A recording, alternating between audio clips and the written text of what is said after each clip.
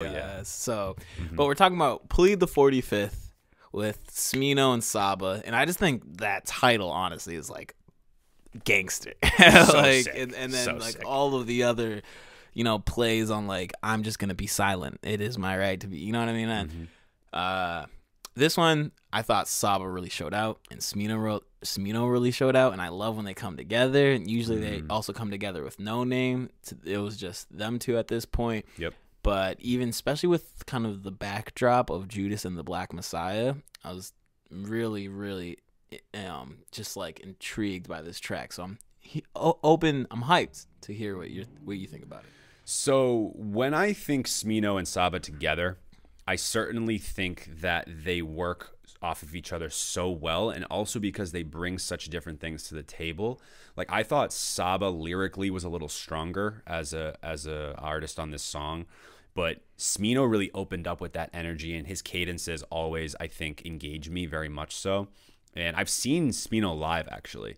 Really? And he had a live band behind him. So if you're just thinking about like how he just if you think of his music, like I don't know if you necessarily would think like live band, but it works so well I can when see you hear that it. honestly. After Black Swan and Black Jupiter and Anything off Noir, like a lot of those songs play really well. Those are with like a live band. he has that jazz rap kind of element. Oh to yeah, him. oh yeah.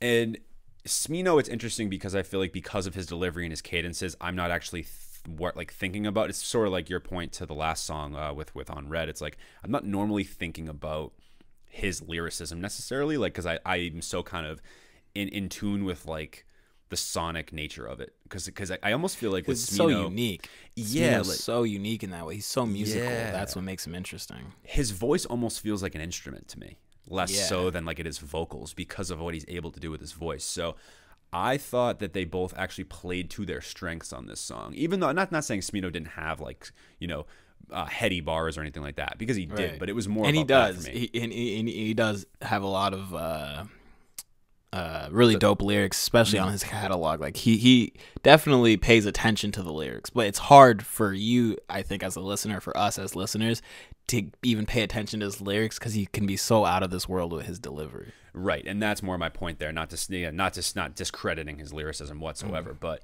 I just love the double entendre, the play on words of like the 45th, like again, like you said, pleading the fifth with civil rights, but also like fighting back with like a 45 pistol, like that reference, right? So I almost wish the song was a little bit longer, believe it or not. Like I thought it was very quick hitting. Actually, I agree with you. I agree with you. It more or less like Saba's verse. I almost felt like I wished it was a little bit longer, but I'm not complaining. Put it this way, like because I do really enjoy this song.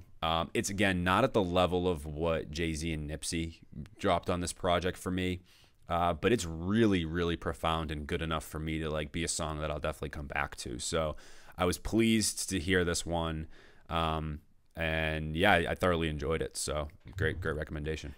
Any bars that stuck out to you? Because I think I had one or two that stuck out to me, and I definitely wasn't surprised. We kind of talked about Smino a lot right now in this little breakdown, but Saba, dude, always delivers, man, and I'm not surprised that he was the more lyrical one, because He usually is. I think that's more of his bag, his straight up bag, but his flows get ridiculous.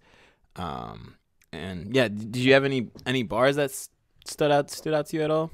And really just the more or less the hook, I think, was like what got me, right, with the double entendre on like pleading the 45th. So like that was really what stood out to me most. But as I listened to it a little bit more, I think with some of Saba's bars, I feel like they're gonna stick better. You know what I mean? Yeah. As I listen to it further. Yeah, I mean, honestly, now I'm looking at the bars. There's like so much to pick from because I know, remember that's the other so many thing, of too. them. So it's like I won't highlight any of them. But yeah, I loved like you said, like you put out kind of to wrap being it full circle is like the constant wordplay about like I'm gonna use my right to remain silent. I'm also gonna use my right to fight back. Exactly.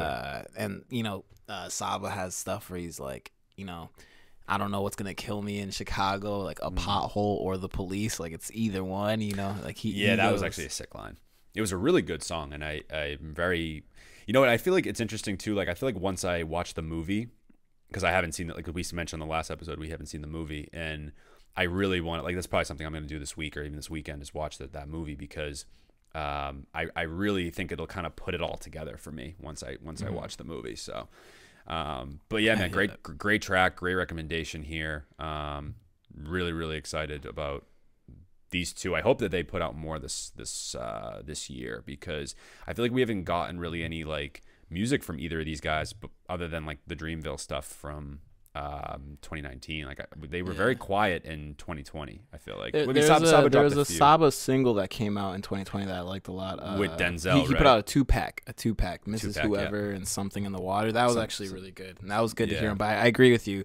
I jumped to this record when I saw it on the soundtrack because it was like, oh, I don't get enough of these guys. You know what I mean? Right, and whenever they link up, have you heard their music they've done with No Name? Like, you know how? Oh yeah. Like them and Smino, Saba, No Name have their little like trio. And there's a guy. Things are fire. And there's a guy named Felix, not Phoenix, Felix, who also does some work with them too, like old stuff. Like there was a tape that Saba did that's escaping me right now that I really like. But there's this song called "World in My Hands" or something like that.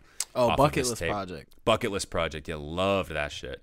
I loved that. I loved that song too. Bucket List Project. Yeah, that's World in My Hands. Even though it's West Side Bound 3 was really good. Church Liquor Store with No Name. Oh my God, that song is crazy. I mean, that song just is an amazing song. Like, not even in the context of Smino's like discography. That was one of the best. I mean, yeah, Saba, like that's just one of the dopest songs ever. With Smino, my biggest thing was I loved Noir. The Black Swan was good too, but like the first five. Really, that's where we might have to talk about that. We might have to have another episode. I got lost on Noir. Yeah, we might have to be a different episode. The first 5 songs on Noir are incredible to me. Like Clink, Tequila, LMF, Tequila Mockingbird, Spins. Oh my goodness, bro, this shit's incredible. All right, let's another episode probably. Not to get to, because I'm just saying, Black Swan, Netflix and Duce, Wild Irish Roses. All right, I get it. It's a good project. I totally agree. It's a good project. I'm not fronting at all. And then of course No Name, when she dropped one of her older albums as well. Like they were all over it. Yeah. So I'm and Mick Jenkins, like that's like Jean Doe, I believe is how she pronounced her name. Like that whole kind of circle, I guess they make some really solid music, man. So yeah, I've been a fan of theirs for quite a while, but